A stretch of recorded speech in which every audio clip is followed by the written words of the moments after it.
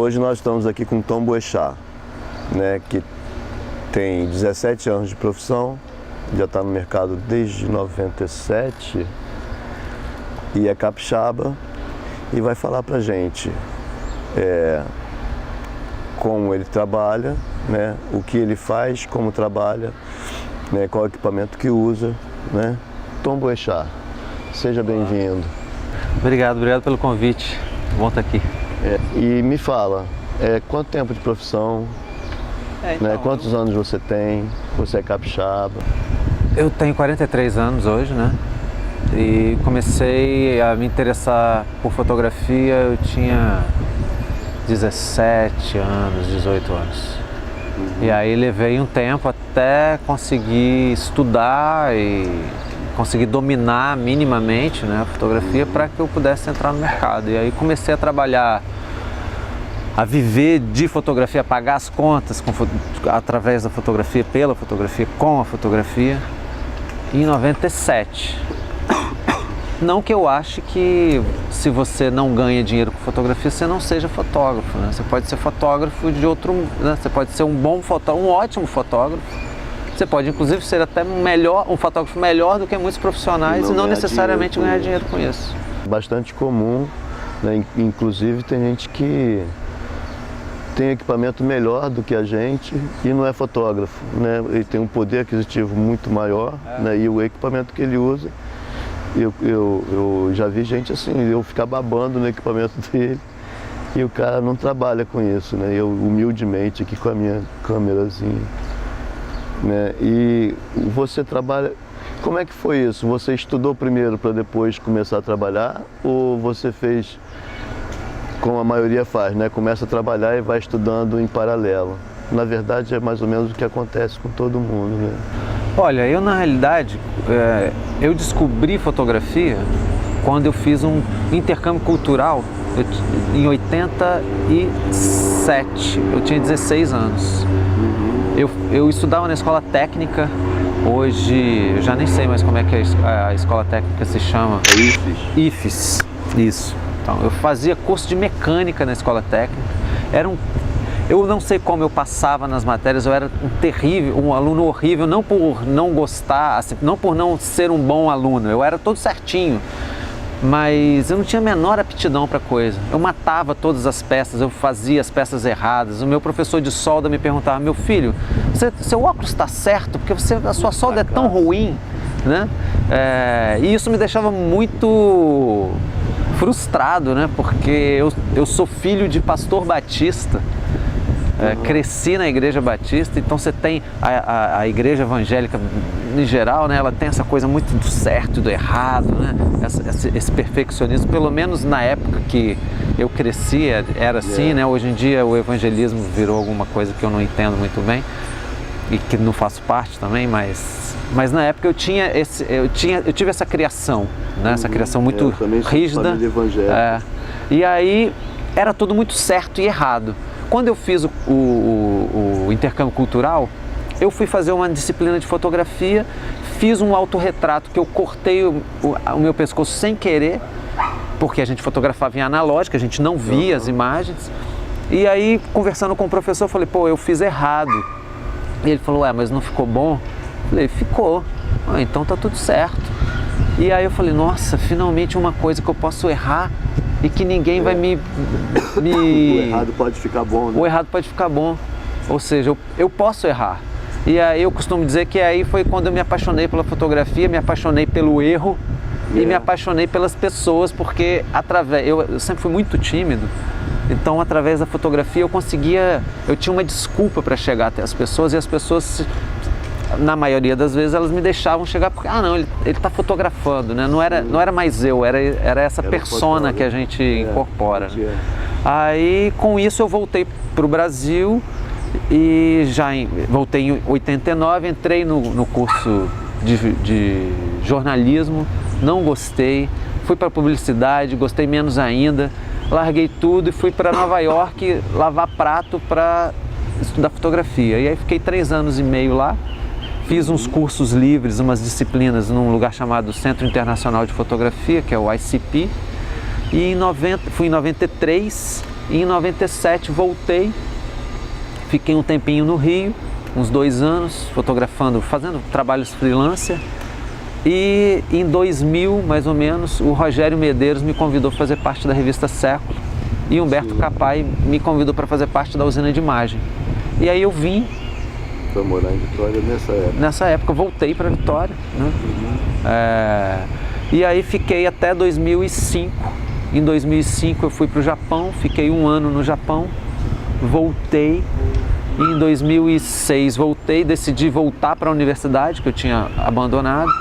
Em 2008 eu entrei na UFES no curso de artes visuais, terminei em 2011 a graduação, entrei no mestrado em 2012, fiz o mestrado correndo e em 2013 fiz concurso para o departamento de artes visuais e estou lá hoje como professor de fotografia.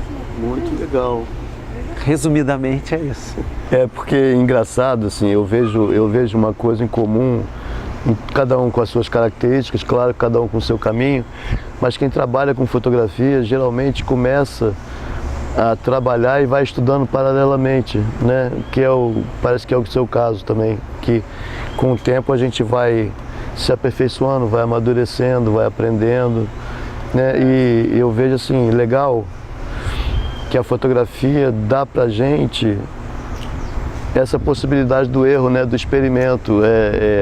Não existe muito certo e errado, né? E é engraçado porque às vezes as pessoas que gostam de fotografia, que não necessariamente praticam fotografia ou fazem fotografia, elas têm muito essa ideia, né? Eu não sei fotografar. Minha foto sai errada, eu corto a cabeça, eu corto o pé. Qual é o problema de cortar a cabeça, de cortar pé, né? Depende da imagem, né? Antigamente as pessoas tinham essa coisa assim, eu sou péssimo fotógrafo porque eu corto a cabeça das pessoas, né? Ou eu corto o pé, né? Eu acho que era outro conceito, né? Era outro sentido. Né? O olhar hoje é absolutamente livre, né? Você tem a coisa da técnica, de você poder, se você conhece a técnica, você consegue executar algumas coisas que quem não conhece, às vezes vai fazer, talvez até sem saber que está fazendo e não vai conseguir repetir aquilo, né? Fez uma foto boa, mas não sabe voltar lá e fazer de novo. Então a técnica ajuda, mas ela não pode ser essa prisão que você... eu tenho que fazer assim, né? Eu particularmente penso assim, né? É claro que cada um pensa de um jeito, mas... Eu acho muito difícil você repetir a mesma foto absolutamente igual, né? Em 2 momentos diferentes. Quando o cliente te passa uma foto, fala, faz uma assim, né? Aqui está o layout, faz uma... Aí, é muito mais complicado do que você fazer uma foto. Porque na verdade é tão abstrato esse conceito de imagem, de fotografia, que o cara quando fala assim, eu quero uma foto assim, aí ele me desmonta porque eu não sei fazer essa foto assim. Eu andei trabalhando com foto de formatura um tempo. E aí eu desisti por causa disso, porque eu via que todos os fotógrafos, assim, o cara... Vai uma equipe de 10 fotógrafos para uma festa de formatura e os caras fazem exatamente a mesma foto, todos eles igual, né? E eu não conseguia fazer isso, e isso me frustrava de alguma forma, né? E frustrava também as expectativas do dono do trabalho. Sim. Porque assim, e o cara, tadinho do cara, na visão de leigo dele, falou, Samuel não faz certo. E aí eu tive que abandonar, porque eu arruinava o trabalho do cara, né? Em compensação, uma vez um fotógrafo de formatura me pediu, Samuel, me ensina a fotografar de dia, porque eu só sei fazer com flash, eu nunca fotografei de dia, eu não sei como é que é. E aí, são esses características de cada um, né? Que assim, eles começam a trabalhar já dentro de um esquema tão fechado, né? Que eu acho que... Eu não sei como é que as pessoas começam hoje, mas eu percebo que da década de 80 para trás, você tinha uma certa uniformidade que era isso, você tentar fotografar um pouco de cada coisa, né? Você tinha um pouco essa necessidade de dominar a técnica, até porque a tecnologia exigia isso, né? Você não tinha uma câmera digital que você ia chutando lá e uma hora dava certo. Os programas não eram tão bons a ponto de conseguirem ler a luz tão bem, então você tinha que saber usar um fotômetro. Nossa, era muito legal. Eu trabalhava em 87, eu comecei a trabalhar para a Gazeta. E era muito legal quando eu chegava na redação com a máquina de filme e falava assim, ó, tô com a foto da capa. A foto da capa tá aqui. E aí, assim, hoje, olhando daqui para lá, parece uma coisa mágica, né? Porque como é que um cara bota um filme na máquina, não consegue ver o que está fazendo e fala assim, ó, eu tenho certeza que está aqui. Mas eu te confesso que eu não tenho a menor saudade da fotografia analógica.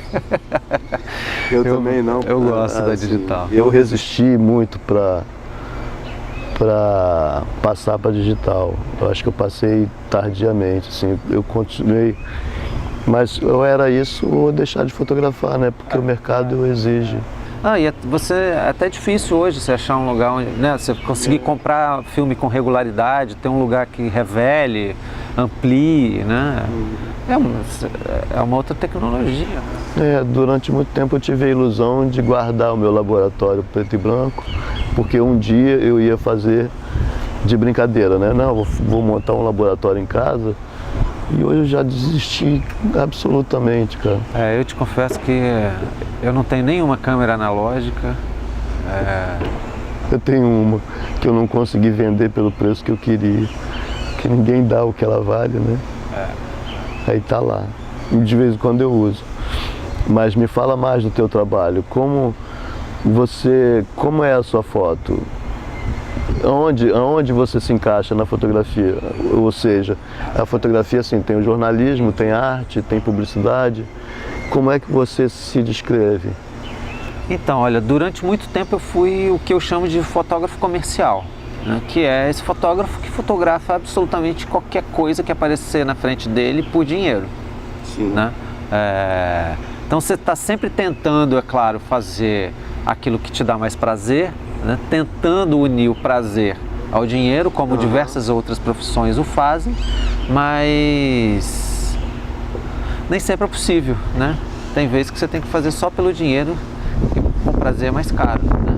E aí eu fotografei durante muito tempo a publicidade, o que a gente chama de fotografia editorial, né? Fotografar para revistas, já fotografei evento, fotografei pouquíssimos casamentos, exatamente por tudo isso que você já falou, que eu não sou a pessoa, eu não sou a pessoa correta, digamos assim, para fotografar casamento, criança, passarinho.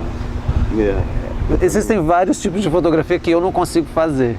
Mas então eu fiquei muito nessa praia aí um pouco desse fotojornalismo, que não era um fotojornalismo factual. Eu nunca trabalhei eu trabalhei no Século Diário, mas o Século Diário, pelo menos quando eu trabalhei, você não tinha essa pauta do flagrante, essa coisa de estar na rua e como eu acho, o que eu percebo do fotojornalismo hoje é que também cada vez mais você tem menos disso, né? Dessa coisa do flagrante. Você tem muita pauta, a coisa já está meio que pautada, né? Você vai, o fotógrafo tem que fazer 6 pautas diferentes no mesmo dia. É ele que dirige, é ele que sai de Felrosa à Barra do Jucu. Dirigindo, né? Eu acho isso um absurdo, mas enfim. Mas aí vou tentando te responder. Aos poucos, eu percebo que o divisor de águas mesmo foi quando eu fui ao Japão e fiquei 1 ano lá e voltei com um trabalho que não era jornalismo, mas eu não sabia direito o que era também. Eram essas fotos noturnas de uma cidade que eu não conseguia me relacionar, não preciso dizer, mas eu não conhecia a cidade de Tóquio. E o meu processo era o seguinte: eu abria o mapa de metrô e falava qual estação eu não fui ainda. E aí ia para aquela estação, descia naquela estação, saía naquela estação e começava a andar até eu me perder, o que não era muito difícil, né? Porque 3 quarteirões. já estava perdido. Ainda mais que a configuração urbana de Tóquio, ela não é como aqui, você vira, aqui você tem esse formato de grade, digamos assim, né? As ruas são, né? as ruas são perpendiculares entre si, então você virou à esquerda, virou à direita, virou à esquerda de novo, você voltou para a mesma rua. Lá não, você virou à esquerda, não tem mais direita, porque as ruas são curvas, as ruas não têm nome. Que louco isso. As ruas não têm nome. Só uma ou outra rua que foram nomeadas durante o período em que os americanos estiveram na capital, né, na Segunda Guerra, mas a grande maioria das ruas não tem nome. Bem, mas então eu me perdia nessa cidade e começava a fotografar o que me dava vontade de fotografar, e normalmente eram vazios, eram espaços vazios, arquitetura, e sempre à noite, que foi quando eu percebi que eu conseguia me relacionar melhor com a cidade. Então isso tudo me levou a pensar, olha, isso não é jornalismo, definitivamente isso não é jornalismo, porque se eu voltar com essas fotos para publicar em algum jornal, o cara vai falar, pô, mas pelo amor de Deus, isso não é Tóquio. O que eu vou fazer com isso, né? E aí eu falei, bem, se não é jornalismo, de repente o curso de artes vai poder me ajudar a responder o que é isso que eu estou fazendo. Então hoje, finalmente respondendo a tua pergunta, hoje eu me vejo um fotógrafo que atua dentro desse campo da arte contemporânea e da fotografia contemporânea, que não é uma fotografia que pretende ser documental, mas ao mesmo tempo eu trabalho a partir dessa tradição documental, do que eu costumo chamar documentária e não documental. Legal. A gente volta daqui a pouco mostrando as fotos e o trabalho do Tom.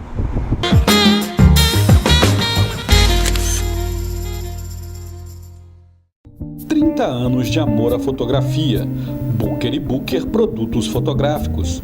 A Booker & Booker nasceu do interesse de seu Henrique Booker pelas máquinas fotográficas, paixão que veio do bisavô Ricardo Dizzi, fotógrafo pioneiro na arte de registrar o cotidiano no Espírito Santo. Tradição, compromisso, seriedade, responsabilidade e história num único lugar. A Booker & Booker oferece aos seus clientes venda de máquina fotográfica, acessórios, álbuns artesanais e tradicionais, cursos de fotografia, expedições fotográficas, assistência técnica digital e analógica, fotolivros, revelação manual de filmes preto e branco, revelação colorida com correção, restauração de fotos e consultoria, suporte a equipamentos e design de estúdios. Booker & Booker, Rua Dr. João Carlos de Souza, 207, Barro Vermelho, Vitória, Espírito Santo. Telefone 27 3227 4937 3324 2587. Booker & Booker, excelência em atendimento e serviços.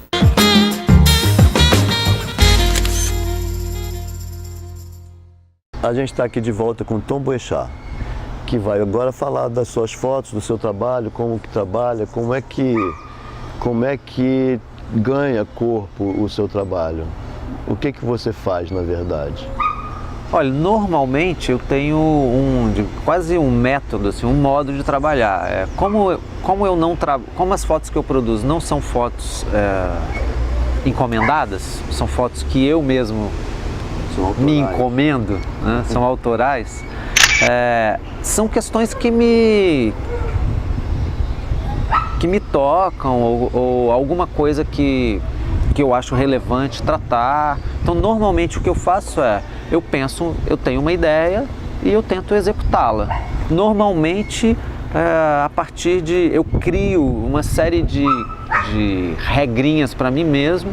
Por exemplo, em Tóquio, depois que eu percebi que a coisa era à noite, eu comecei a fotografar só à noite. Então, sim, de dia eu fazia outras coisas, mas essa série era uma série noturna. Então, começava a escurecer, pegava a câmera e saía. Algumas fotos são feitas, você vê que tem alguns personagens que estão com guarda-chuva. Porque um dia, conversando no Skype com Humberto Capai, falei, pô, Humberto, eu não tenho fotografado tanto porque está chovendo muito e tal. E ele falou, pô, mas não esquece que a chuva dá umas fotos bem legais. E eu falei, pô, é mesmo, né? Então eu fiz algumas tentativas e gostei. Então começava a chover, estava de noite, eu ia pra rua, ou seja, trabalhar. horário completamente errado de se fotografar, né? Você fotografa de dia, na luz logo posterior ao nascer do sol e anterior ao pôr do sol, né? Você tem aquele, não, hoje está muito cinza, eu não vou fotografar. Era tudo errado. Volta naquela história, né? O que é errado? Pois é. Então, aí eu ia pra noite e fazia esse trabalho que tinha, então, essas minhas regras, né? Fotografar à noite, fotografar basicamente esse vazio, essa relação desse estrangeiro nesse lugar que eu de fato desconhecia, e fotografando muito poucas pessoas, né? A série toda tem pouquíssimas pessoas nas fotos. Outra série que eu fiz foi a que eu chamo de Grande Hotel. Muita gente que nasceu da década de 80 para cá talvez não saiba, mas a gente tinha um hotel no centro da cidade que fica até hoje, né? O prédio fica até hoje próximo ao Palácio do Governo, que era o Hotel Estoril. E durante muito tempo ele foi um dos melhores hotéis da cidade, ele chegou a receber presidentes da República e tal. E mais ou menos por volta de 2007, por aí assim, eu fiquei sabendo que a prefeitura tinha comprado o prédio e que iria transformar o prédio em residências populares. E eu fiquei pensando, poxa, esse hotel ele tem tanta história, ele está abandonado há tanto tempo, tanta gente já passou por ali, tantas histórias já aconteceram ali dentro. Foi o melhor hotel da cidade, né? E aí eu pensei, pô, será que tem alguma coisa ali dentro ainda para fotografar? Entrei em contato com a prefeitura, na época o Kleber Frizeira era secretário das cidades, eu acho que era o nome da pasta. E aí mostrei meu trabalho para ele e falei, olha, eu queria ver se você podia liberar a minha entrada lá para eu fazer umas fotos. E ele falou, não, claro, vamos, pode ir lá. E aí eu entrei no hotel e fiquei andando. O hotel estava desativado, já sem energia, e eu fiquei subindo, acho que são 12 ou 10, de 9 a 12 andares, eu fiquei subindo aquele troço para cima e para baixo procurando fotos. E encontrei esses 3 quartos que tinham esses objetos, esses resquícios assim de vida, né? E de comunicação para além do prédio. E fiz essa série de apenas 3 fotos. A ideia não era fazer um registro sobre o hotel, não é isso. Eu penso sempre trabalhar a partir do que eu encontro e tentar contar uma outra história a partir daquilo ali. Sim, essas 3 fotos, engraçado que eu observei que elas têm entre si a relação que as une é o papel de parede. Exatamente. Né? Assim, tem essa da penteadeira muito legal, assim, parece que o papel da parede que sai da parede foi para dentro do espelho, né? Meio que faz uma colcha de retalho. Aí a ideia é essa, então assim, eu também uso bastante essa questão formal, né? Então são fotos muito frontais, com paralelismo quase obsessivo, assim, e tal. E uma outra série que a gente vai ver aqui durante o programa é uma série que eu chamo de Lugar, que é quase a mesma coisa que eu fiz dentro do hotel, só que na rua, né? Eu resolvi voltar para a rua e procurar esses lugares que eu chamo, onde eu identifico o que eu chamo de camadas de tempo, né? Onde você tem essas coisas que são decadentes, mas eu não estou falando de fato sobre olha, o poder público não está cuidando, não é isso, eu estou querendo tratar daquela imagem ali, né? O que aquela imagem pode me trazer para além do factual, para além do real, né? Então, essa brincadeira, que são essas panorâmicas, então essa brincadeira com essas construções que você tem várias camadas de tinta, você tem esses tempos diferentes, né, em que você percebe que existe um revestimento que foi colocado por cima de outro e aquilo, uma outra pintura, e esses planos diversos, e de novo essa frontalidade, esse formalismo, né? E aí nessa série Lugar eu também uso um pouco esse aspecto técnico, que é para eu conseguir grandes ampliações, porque, de novo, essas imagens elas são pensadas para uma exposição. Sim. Elas não são pensadas, pelo menos essas não foram pensadas para uma publicação. As de Tóquio, sim, elas foram pensadas desde o começo como um livro, mas isso é papo para um outro dia. Mas essas do hotel e essas que eu chamo lugar, elas já foram pensadas para serem grandes ampliações de 3 metros. Então eu faço várias fotos e as uno no Photoshop e crio essa grande panorâmica que aí eu tenho resolução bastante para fazer uma ampliação que você chega e você consegue ainda identificar. Então. Legal, legal. Eu gostei muito dessas fotos da cidade, assim. Eu tenho uma fixação com cidade, assim, e eu gosto de fotografar porque parece que essas fotos urbanas, né, de elementos da cidade contam um pouco da história da cidade, né? Eu imagino assim que na verdade a cidade não é o concreto, mas somos nós. Essa né? experiência que você tem com E aí você conta assim, por aquelas paredes já passaram várias pessoas, né? Tem várias camadas de tinta que falam de um monte de tempos diferentes, Sim. pessoas diferentes que passaram por ali. E tem um aspecto também de que a hora que eu fotografo uma determinada cena, eu tô, pelo menos no meu trabalho, eu já estou pensando num objeto. Sim. Que é esse objeto que vai ser exposto. Né? Então, eu não estou só mostrando uma determinada cena de um lugar, mas eu também estou criando esse objeto que é esse recorte, que vai estar na parede, que a pessoa vai ter uma experiência com aquele recorte, né?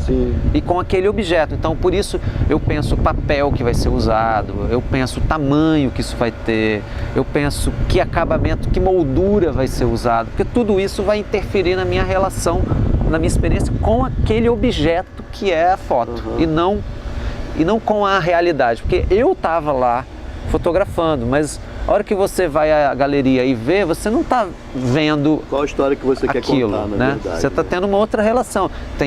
Já tem a luz, a iluminação que está iluminando a foto na galeria. Então tem todas essas questões. Legal. E você falou assim meio en passant dos livros. Quantos livros você já tem? Quantas publicações? Não, eu não publiquei nenhum livro ainda. Eu espero... Porque você falou de Tóquio, né? As fotos.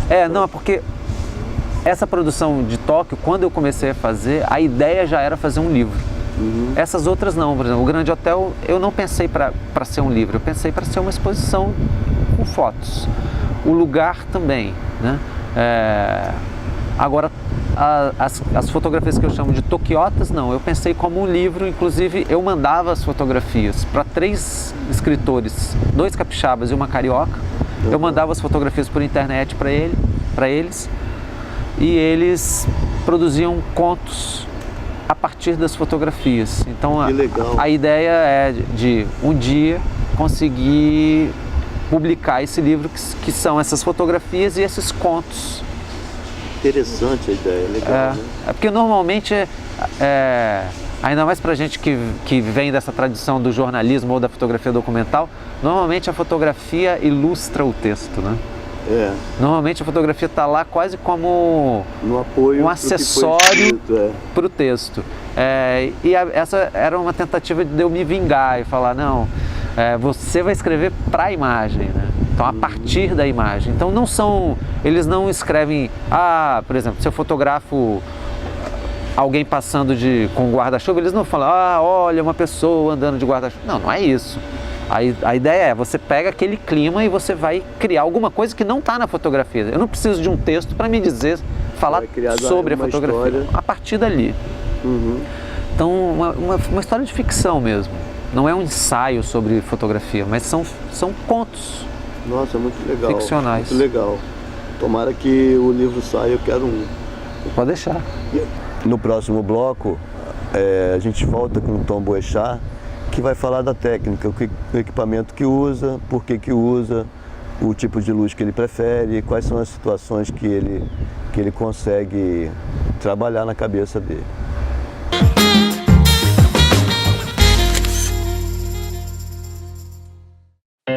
Na última década, os transplantes de órgãos cresceram 84%.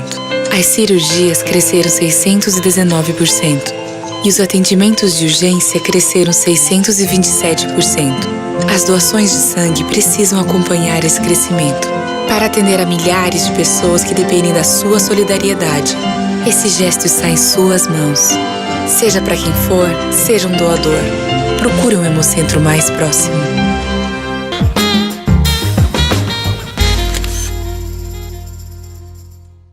Estamos de volta com Tom Boechat e agora a gente pergunta: qual equipamento você usa?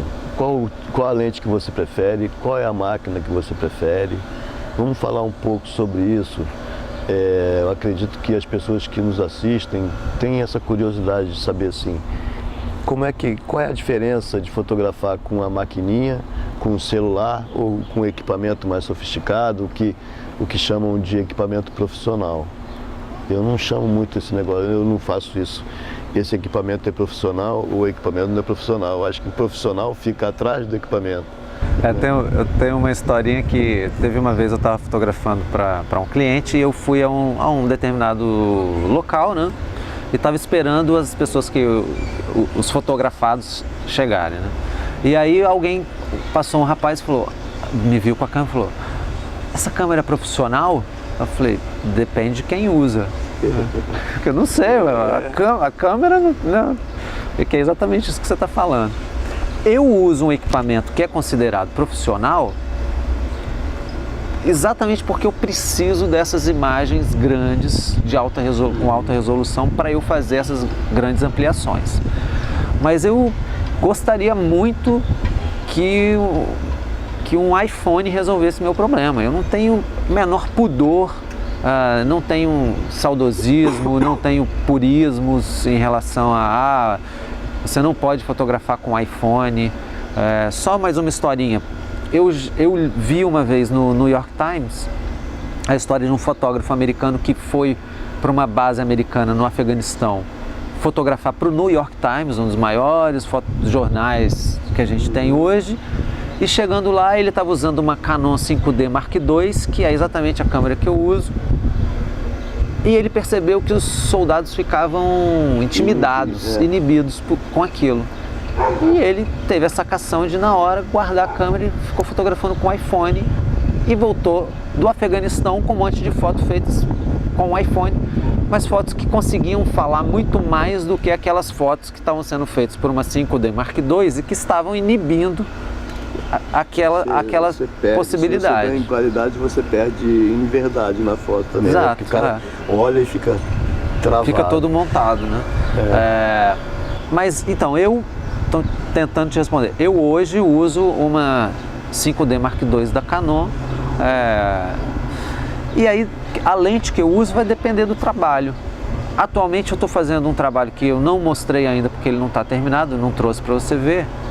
Mas eu estou fotografando mulheres nuas nos seus espaços domésticos. Inclusive, quem quiser participar é aberto para qualquer mulher, obviamente maior de idade, que queira ser fotografada. Eu fotografo e dou todas as fotos para ela e peço o direito de usar uma. Eu tento tratar de várias questões, mas dessa questão da nudez, essa coisa do olhar masculino, que normalmente a fotografia, mesmo quando a fotografia ou melhor, exatamente pela a fotografia ser de uma nudez feminina, normalmente ela é feita pensando no espectador masculino, né? É o olhar quase que para satisfazer o olhar masculino, que eu acho um tanto complicado isso, assim, acho. Não existe mais esse negócio de masculino e feminino, né? As pessoas... Mas eu digo assim, existe uma estética que ela é muito voltada para fazer com que o corpo da mulher se torne esse objeto, né? Sempre esse objeto de desejo. A tentativa desse projeto é essa, de desconstruir isso. É uma fotografia que trata mais dessa ordinariedade, digamos assim, da nudez. Mas por que eu estou falando isso? Para te dizer que nesse trabalho eu uso uma lente 50 fixa, que eu não consigo aproximar nem afastar essa coisa dessa visão única, desse enquadramento que essa lente 50mm dá, né? Que é muito próximo à visão do olho humano mesmo, né? A proporção é muito a mesma, a escala é muito a mesma. Mas em outros trabalhos eu já uso uma grande angular ou uma tele. E pode ser que daqui a 2 anos eu resolva comprar uma Nikon, pode ser que daqui a 1 ano eu ganhe na Mega Sena e resolva trabalhar só com Leicas. Pois é. Então me conta aqui uma coisa engraçada. Engraçada não, é triste pra gente, né? Que assim, Leica é o sonho de consumo de todo fotógrafo, né? E por que você não trabalha com Leica? Existe algum motivo para não trabalhar com Leica? Olha, assim, tirando o dinheiro, claro. Imagina que você tenha grana e suficiente para comprar um equipamento legal, Leica e tal. Existiria algum impedimento para trabalhar com Leica? não, se eu tivesse dinheiro e se ela fosse a câmera... Eu te confesso que eu nunca fotografei com uma Leica digital. Eu cheguei a fotografar com uma Leica analógica, mas era até uma Leica antiguinha, acho que era da década de 40, se bobear. Mas se eu tivesse, se esse equipamento me atendesse, ou se o equipamento me atende e eu tenho condições de comprá-lo, eu uso, mas eu normalmente penso o equipamento a partir das minhas necessidades. Por exemplo, eu não uso Nikon, não porque eu acho que a Canon é melhor que a Nikon. Eu acho que cada uma tem as suas qualidades e as suas vantagens e desvantagens. Mas eu não consigo me relacionar bem com o menu da Nikon. Eu não consigo achar as coisas. Por alguma razão, a hora que eu pego uma Canon, normalmente quando eu dou aula, eu pego uma Canon, o raciocínio, eu consigo chegar no menu. Nos menus da Nikon, por exemplo, as Nikons que eu já vi, elas têm um ajuste de sensibilidade, de ISO, que você tem que ajustar dois ajustes, porque você ajusta um, mas tem um outro lá dentro do menu que se ele estiver no automático, o ISO continua no automático, mesmo que aqui do lado de fora você tenha dito para ele, não, eu quero 400, eu quero 200. Isso me incomoda. Eu vejo a mesma coisa em relação a Canon. Eu só uso Nikon, mas aí eu já entendi o seguinte, cada um acostuma com o equipamento, né? E consegue lidar com aquilo mais facilmente. Eu acho que acontece com máquina fotográfica, com celular, com televisão, com carro, enfim. Equipamento eletrônico da Canon ou da Nikon, cada um tem uma linha, né? É como se eles tivessem uma linha de raciocínio. Sim, exatamente, exatamente. E aí eu uso mais pensando, eu preciso de uma imagem de alta resolução, eu preciso, por exemplo, eu gosto de fotografar à noite, então eu preciso de uma câmera que me dê um ISO, né, uma sensibilidade muito alta, que é claro, eu não vou necessariamente trabalhar naquele limite, mas se a câmera me diz, olha, eu posso ir até 25.600, eu sei que em 1.600 eu estou bem. Sim. Né? Claro. Agora, se eu trabalho com uma câmera que me diz, eu só posso ir até 1.600, eu sei que em 1.600 eu tô na água. Vai estar estourado, claro. Verdade. Que são questões técnicas próprias da fotografia digital. E aí, é isso. Muito bom, muito bom. Eu acho que a gente teria conversa aqui pro dia inteiro, né? Mas o programa tem que acabar. Eu vou agradecer ao Tom, né, por Eu que agradeço. vir aqui falar um pouco da sua vida pra gente. Muito obrigado e espero que volte mais vezes. Eu agradeço a oportunidade também de bater esse papo e de poder falar um pouco de fotografia, né? Outra coisa, se vocês quiserem, dá para ver também esses trabalhos no meu site, que é tomboechat.com, sem BR. Hoje você conheceu um pouco mais do Tom Boechat e do seu trabalho, e na próxima semana nós voltamos com outro fotógrafo. Até lá!